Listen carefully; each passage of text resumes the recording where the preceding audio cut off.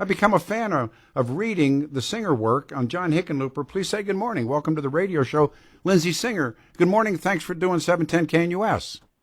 Good morning. Thanks for having me on. Yeah, this is our first time together, but I've been reading you. Do a thing on your a little bit of your background, do a bio, and let's talk about John Hickenlooper, my true personal favorite. Sure. So I'm the communications director for Colorado Rising Action and Colorado Rising PAC, and we're a conservative advocacy organization, and we're really looking into Hickenlooper. We're following him and holding him accountable. We do rapid response communication, we do candidate tracking, and we do a lot of candidate research. And there's a lot to say about Hickenlooper, so that's why I wrote this op-ed. This investigation's been going on since 2018, in October of that year, and it was time for a review. How well do you know Frank McNulty? I've met him, but I can't say that I know him that well. I don't know. You may want to be part of this, and if you're really smart, you won't be. But we started something, I called it the Irish Mafia, and I'm the guy that broke the story about Hickenlooper going to the Bilderberg. How much do you know about that, about John's trip to Italy? Well, it's one of the complaints that is still being looked into, and he hasn't been able to prove. He says he's paid them back for expenses, but even someone from the Bilderberg conference was like, he hasn't actually paid all that back. No, they're still looking into that. No. Yeah. And here's the cool thing, and next time we'll have you in the studio, but he can't talk about it. There's something, I swear to you, I've written about it, we've talked about it, and there's something called the Chatham House Rules. Not that you would know this, but you may, that you can't talk about what you talked about.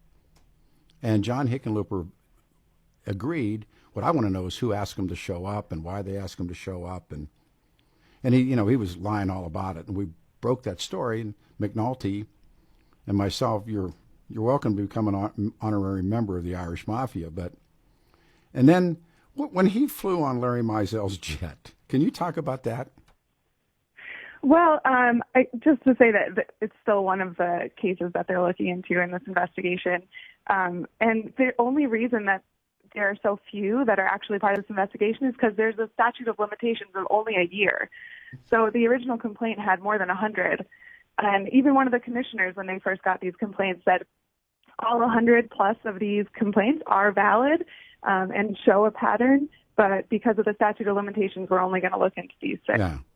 You remember in that Channel 9 newsroom when he told people that they were supposed to be, he said, Channel 9, you're supposed to be protecting me. Remember that moment? Exactly. Yeah, that was a huge moment, and I think it really helps the media dig their heels in and really look into this, which I'm grateful for, because the Legislative Audit Committee, which really should audit this, and it's not just this fund that's paying for his lawyer, but all federal funds, and make sure we know where that money is being spent. But that was a moment that the media really started to be like, actually, no, our job is not to protect you. Our guest, and she's new to the show, but we'll have her back, Lindsey Singer. And then Hickenlooper, he's got a lot of money. He and the old lady got a wallet. And instead of getting like the regular lawyer, they go get Mr. Gotrocks. Can you talk about that? Yeah, so his attorney, it's typical for people who don't know for the Attorney General's office to pay for an attorney for an elected official or something that happened in this instance while Hickenlooper was governor. But usually that's an attorney in the AG's office. It's like $120 an hour or something similar. But in this case, they approved an attorney specific to defend Hickenlooper on these ethics charges, and it's $525 an hour. I read $550, but I'll take $520. Okay, somewhere in there. Yeah. Either way, that's 5 times the normal amount. And Hickenlooper, it was approved by Attorney General Cynthia Kaufman, a Republican, but Hickenlooper approved they're not funds Republican. while he was governor. With respect, Lindsey, I long ago called it the Uniparty. So, they approved it. Yeah, so what? I don't think an R's and D's don't mean much in the state of Colorado. Having said that, right. Yeah. Well, but the point is that Hickenlooper specifically approved these funds to come from a post 9/11 fund that was intended to cover some unfunded federal mandates and spur some economic recovery after 9/11. And it's specifically supposed to go towards essential government services. So it came out that those funds are being used to pay this extravagantly priced attorney. And then it came out that Hickenlooper was using that same fund to pay for all these other things. And, governors before him had done it, but not to the extent that Hickenlooper has. And he used it to pay for things like $13,000 for a website in the final week of his administration. That really looked like a campaign website, if we're being honest. And he was, what happened next? He decided to run for president, and now he's running for Senate. So was that a it mistake? really doesn't look good. No. And it was up for, less than a year, a matter of months. I've become an expert, but according to what they've told the Federal Election Commission, they're worth anywhere between $9 million and $27 million. Pick a number. I mean, it's cool. I mean, it's he and the little woman, Robin Hickenlooper, and then he started giving money to his own campaign, and then she started giving bucks. She's probably got more bucks than he's got. And and the stupidest thing the guy ever did was go run for president. Here's a sidebar. Andrew Romanov. We invited Andrew Romanov on a radio show. He's probably lost our phone number, but there's all these people. Do you think, because Cory Gardner finally did something cool the other day and he voted for no witnesses, what's going to happen? Dope it out. What do you think is going to happen? Well, hopefully the Ethics Commission will hold Hickenlooper accountable, because it's not about, all they can really do at the end of this is give him a fine. But that's not the point. The point is finding him guilty for these, and it should happen before the primary, but they're dragging it out.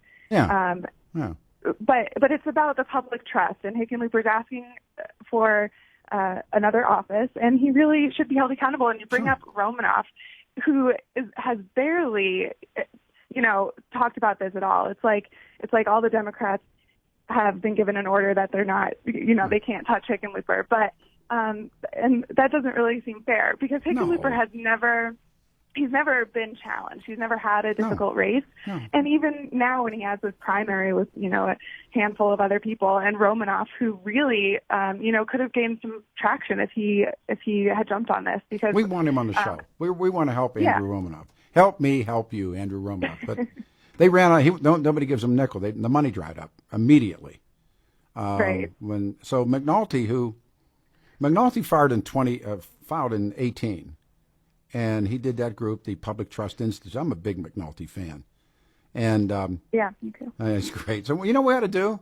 Have you and McNulty in studio. We get him up early. He sleeps with a baggie of his native soil. But that'd be great. Oh, he does. No, we'll do that.